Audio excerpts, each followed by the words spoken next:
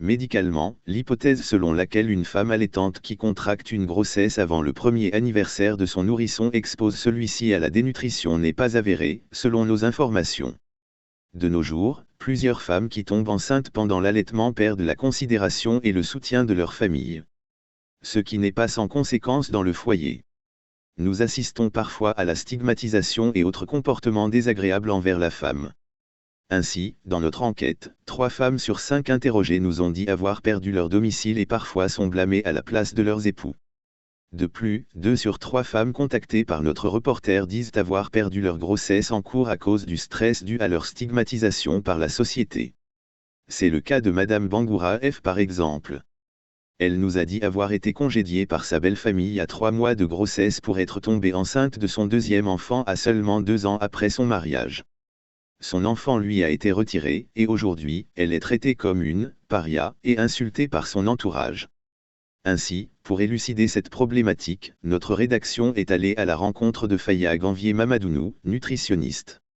Selon lui, du point de vue nutritionnel, une mère qui allaite et qui tombe enceinte peut et doit continuer à allaiter son bébé au lait maternel jusqu'à 5 mois de la grossesse en cours, sans risque de dénutrition pour l'enfant. Ces femmes pensent souvent à tort que le lait maternel est altéré, alors que ce n'est pas le cas. Jusqu'à 5 mois de la nouvelle grossesse, voire au-delà, le lait maternel conserve sa valeur nutritionnelle. La femme peut continuer d'allaiter son bébé jusqu'à ce que la grossesse atteigne 7 mois.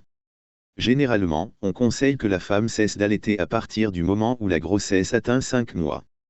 Cependant, cela dépend aussi de la fatigue et d'autres facteurs, et il est normal que l'enfant puisse continuer de bénéficier du lait maternel même lorsque la maman est enceinte, explique le nutritionniste.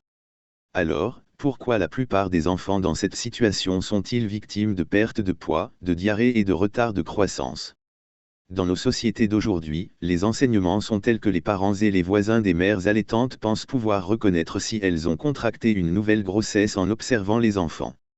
Lorsqu'un bébé de moins d'un an souffre de diarrhée sévère, perd du poids, présente un ventre ballonné ou un retard de croissance, les autres femmes en déduisent que la maman continue d'allaiter avec du lait inapproprié.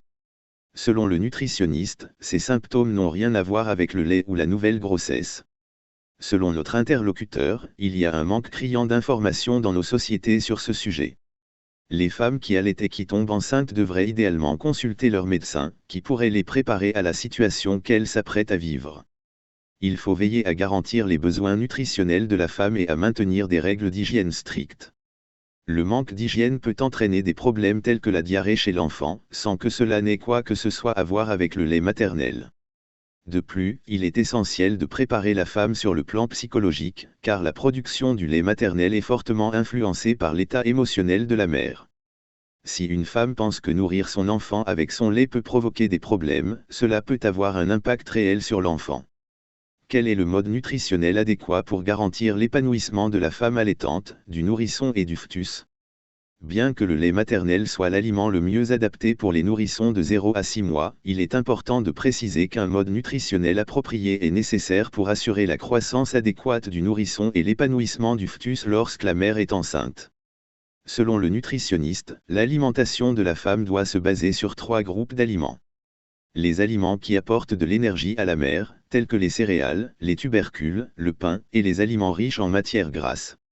Les aliments qui contribuent à la croissance du fœtus, comme la viande, le poisson, les œufs, les produits laitiers, les haricots, le souambala et le sésame. Les aliments qui assurent la protection du nourrisson, comme les fruits et légumes.